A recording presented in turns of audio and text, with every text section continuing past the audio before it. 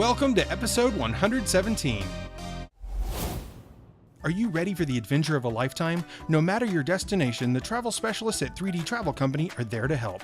Just head on over to my website, www.whodidthatvoice.co, and click the Book Now button on the left-hand side to get your free quote today.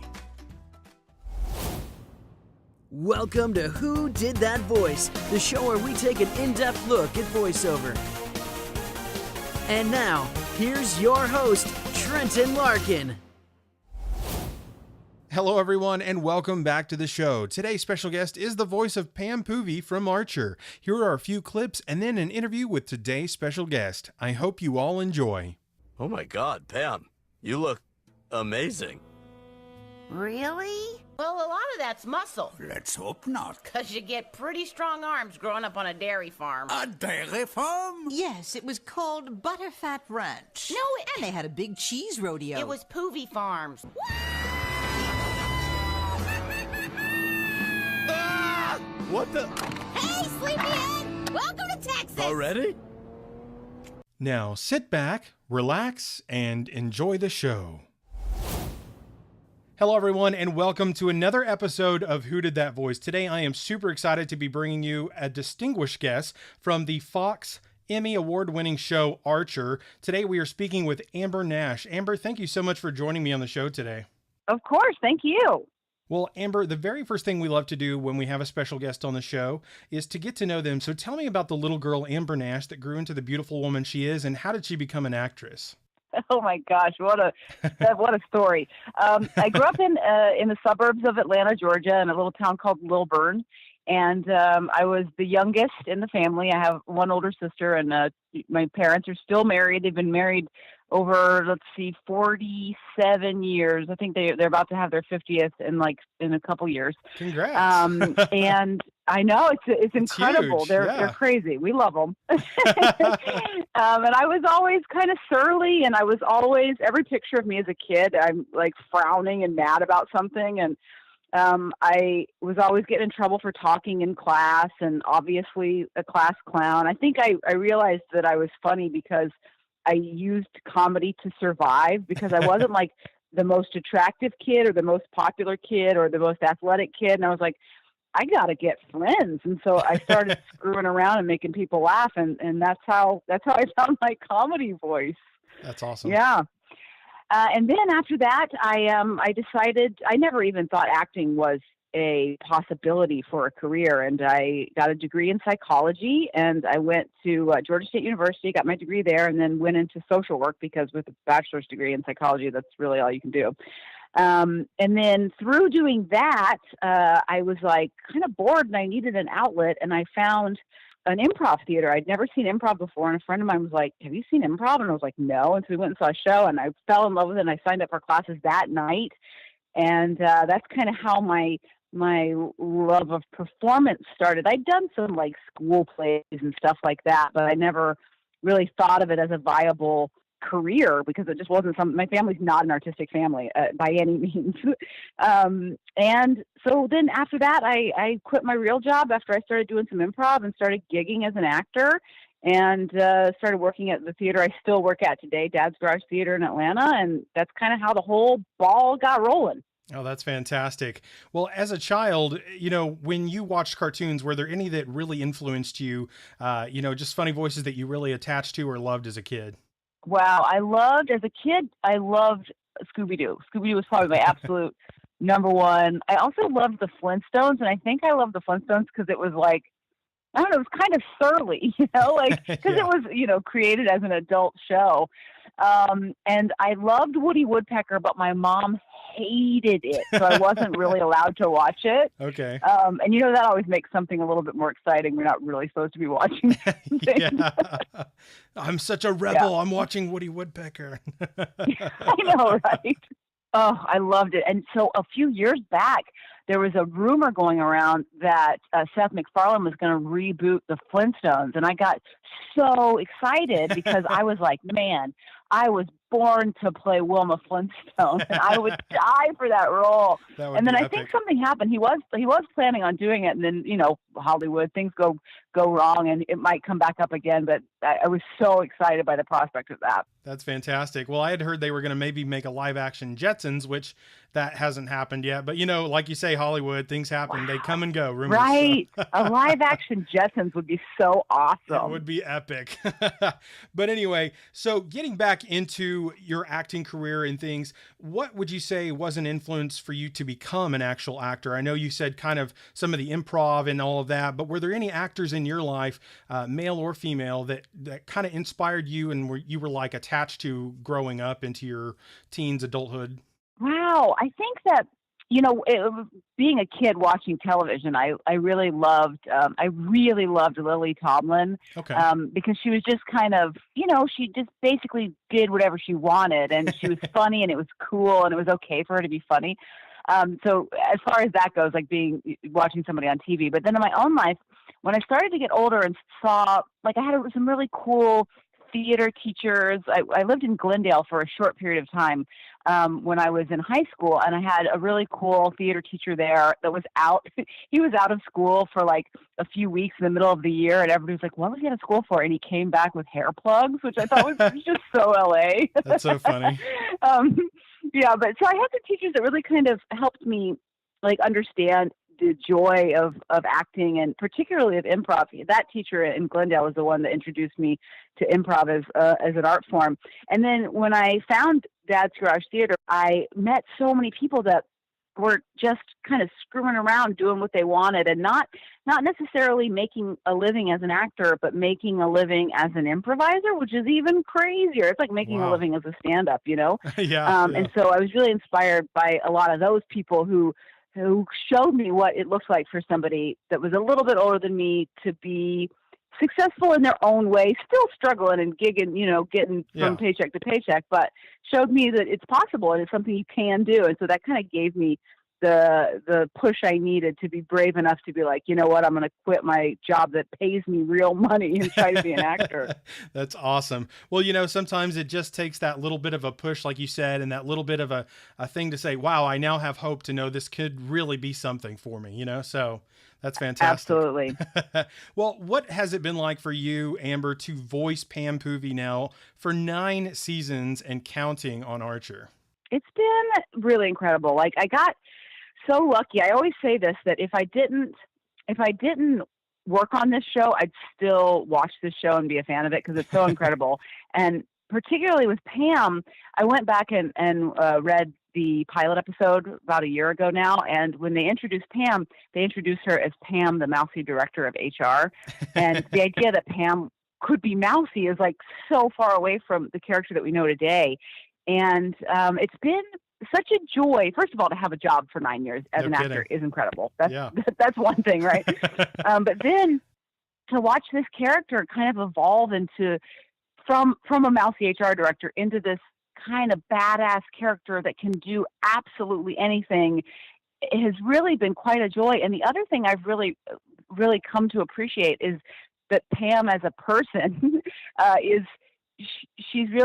she's body positive, she's sex positive, she's become kind of this weird, like, sex symbol / role model for bigger women. It's insane. Like, we were at Comic-Con a few years ago, I think it might have been 2 years ago, and a woman stood up and said that she was really happy that the show existed and that Pam existed because now she can cosplay as Pam and not have to be fat Leia or, a fat version of a character that she can just be regular Pam. And she was in like Fight Club Pam cosplay, and she looked incredible. Awesome. And like she got a standing ovation in this room of like, hundreds of people. It was absolutely insane. So it's been really a joy. I'm proud of the show and I'm proud of the character, and I'm just happy that I get to work on it. Well, that's inspirational. That's really fascinating to hear, but, I know even like with Family Guy, when Peter Griffin and some of those characters came out,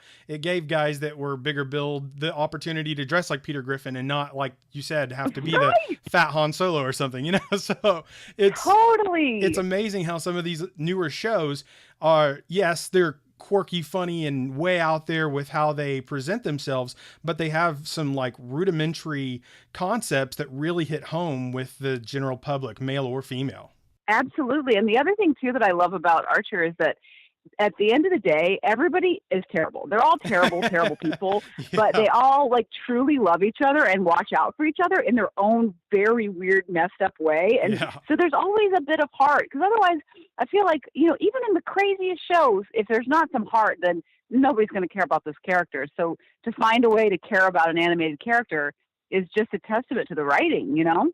It's a phenomenal show. I mean, you know, for parents that may not know this show that are listening, this is a mature, you know, adult cartoon, but you know, if it's something that doesn't offend you, please watch it, because it is really funny. And, you know, it is a little obscene. It is a little crazy, but it's absolutely a great show. And like you said, they do have these fundamentals, even though they're all crazy and wacky and weird, they all have this love for each other, even if they secretly say they hate each other, you know? So it's really unique. Totally. It's really unique. And whenever I meet parents that have kids that they let see Archer, like I'll be signing autographs at a con or something, and somebody will come through with their kid that's like 10 or 11, and I'm like, do you watch this show? And they're like, yeah. And I'm like, oh no, parents, don't let your 10-year-old watch Archer. It's entirely too dirty. Like my mom can't even watch the show. She's like disgusted by it because it's just so dirty. But the thing is, and what I think how we get away with the dirtiness of the show is that it's so smart that like we earned our dirty points by having lots of smart points. Well, the thing I like is that it doesn't just throw something dirty out there just to say, here you go. It's like you said, the way they spin it into the concept of what's going on. Like, you know, somebody's cracking a joke and they say something, and then Pam or someone's like, hey, you know, like they catch on to it, but it's like the audience already got it, but then the character gets it, and then it just makes it even more funny, you know? So Absolutely. Well, you know, it was kind of funny. You were talking about kind of the evolution of Pam, and that was actually something that I had kind of put together was, you know, from Pam season 1, we saw her go through this evolution of Pam where she was the HR lady, very quiet, very kind of not really in the forefront. She was in the background a lot. And then we saw her as a drift car driver and a fighter, a police officer in Archer Dreamland season 8, and now a seaplane co-pilot.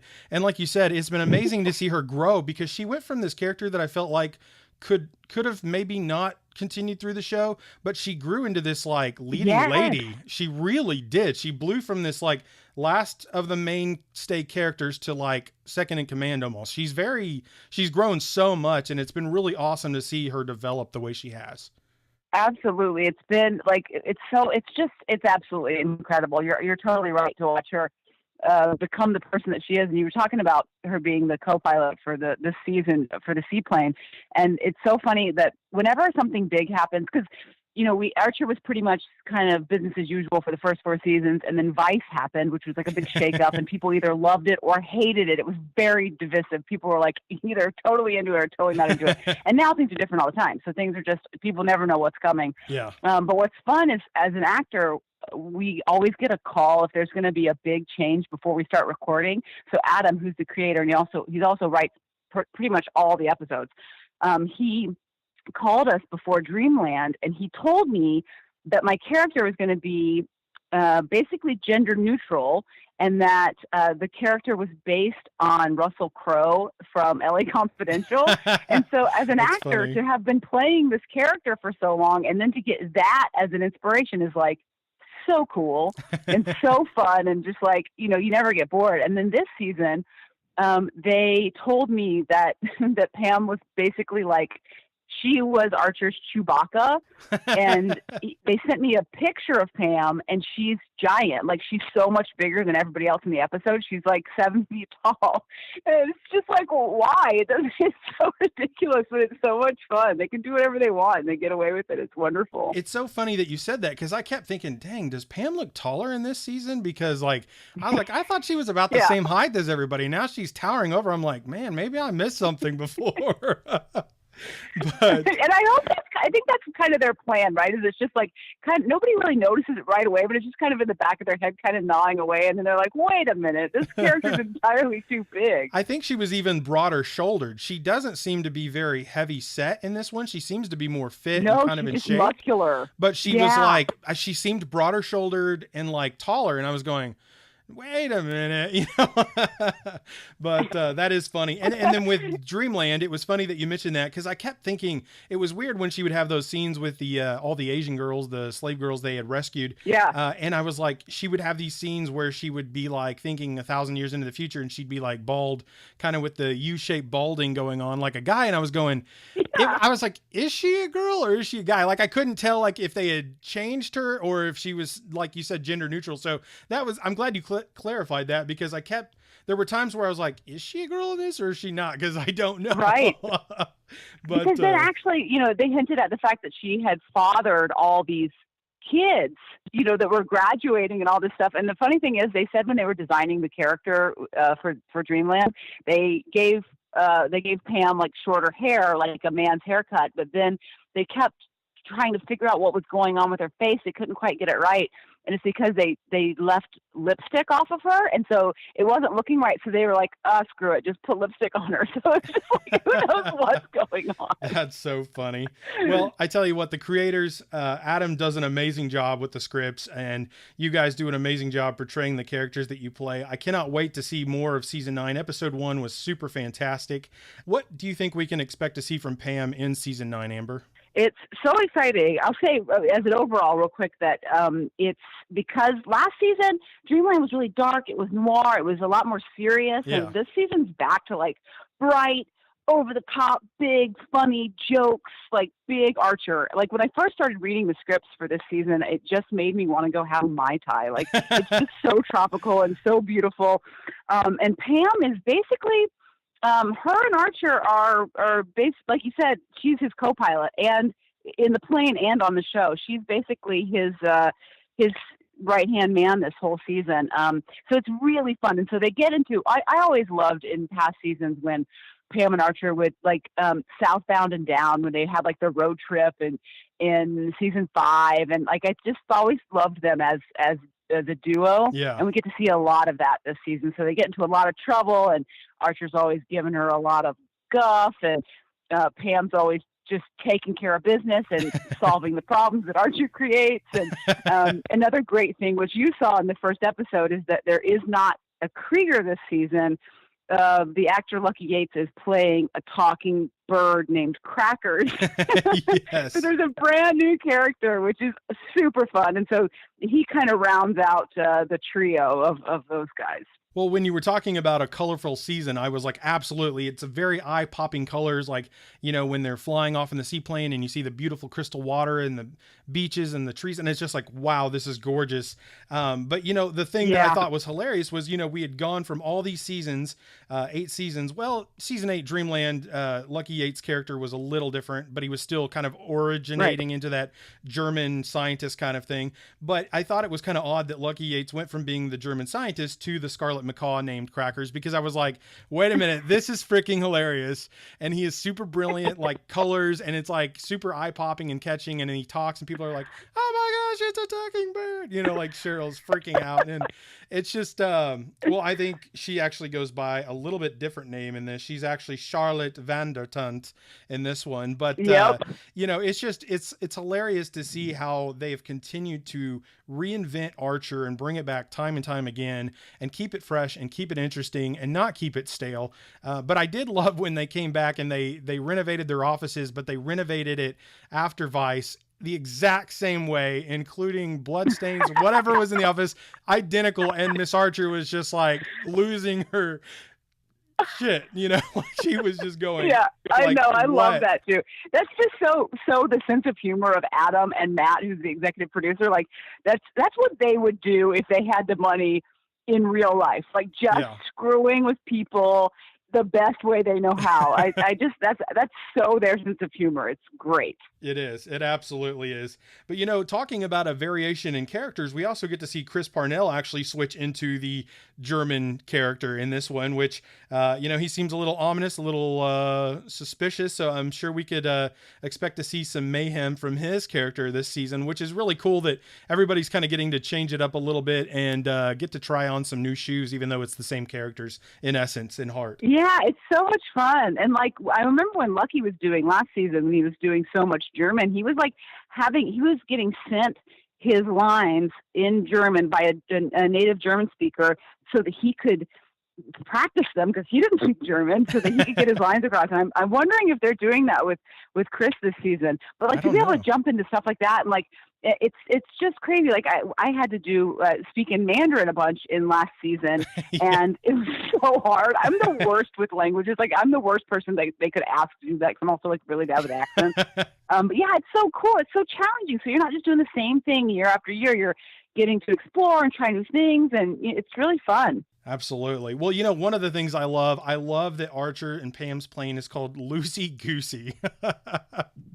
That's such a funny name. And I have a feeling that's going to come into some funny joke play up on something down the line. It has to. But, you know, one of the things I've always wanted to see realistically is we've kind of explored the Lana and Archer thing. I would really love to see Pam get with Archer and maybe even get married. Maybe even as they decide to wrap up Archer at the end, that he ends up with Pam, because Pam has ended up becoming, you know, like one of my favorite episodes was season 6, episode 9, called Pocket Listing.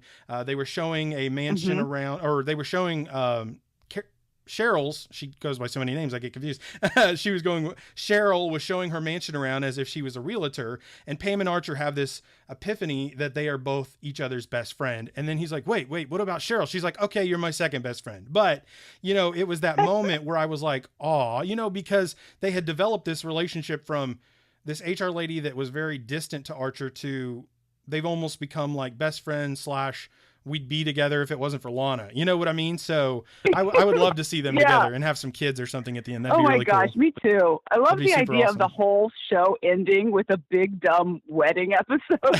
That would be awesome. Just end it on a wedding and people be like, but he's been with Lana the whole time, and then just end it with Pam and Archer. That'd be cool. Oh my God.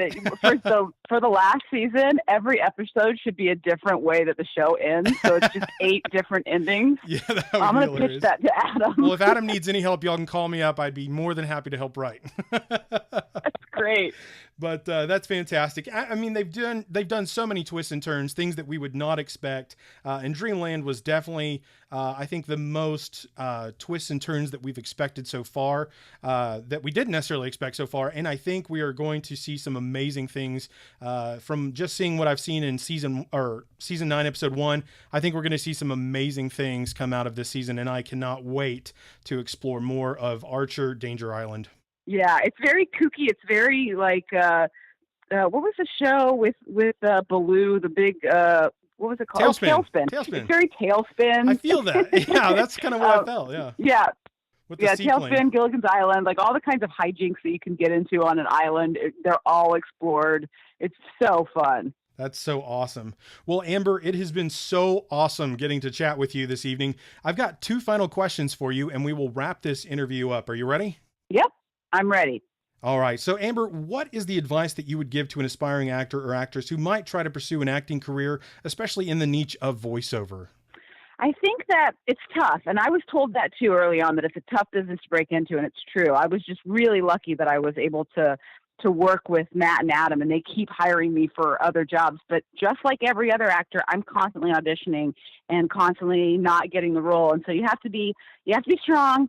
You have to not get your feelings hurt, and you have to really pursue it if you really, really want it. But if you're starting down the road of wanting to do voice acting, I think that it's you have to be an actor first and a voice actor second, because you're still an actor. And so for me, I know that the most valuable thing that I did was getting involved in doing improv and taking improv classes and doing shows. And then once I actually started getting voice work, is not being afraid to work for free. Some actors will tell you absolutely not to work for free, but it helped me because I was able to get my reel together and learn how to kind of do stuff on the ground and on the job and make mistakes, because I was getting paid $100 to do a radio spot that I wouldn't want to make in the booth doing Archer, you know what I mean? So Yeah. I feel like not being too good, not being, as my mom would say, not being too big for your britches, and being willing to work for free and learn as you go. I love that. Well, learning on the go is always the best way. I mean,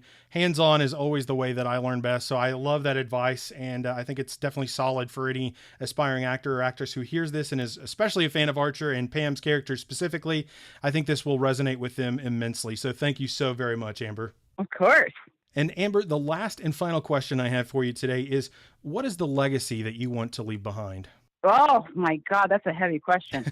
I think it'd be a legacy of laughter, and for people to remember me as somebody that loved characters. I love characters so much. Like when in my stage performance, that's what I really focus on, is playing all different kinds of characters. So I'd say that, and for being kind and good to work with. I think that it's so important, especially in Hollywood. You don't find it all the time, but being genuinely kind and being somebody that other people want to go to work with. That's what I would like my legacy to be. I think that's fantastic, Amber. I really appreciate your time.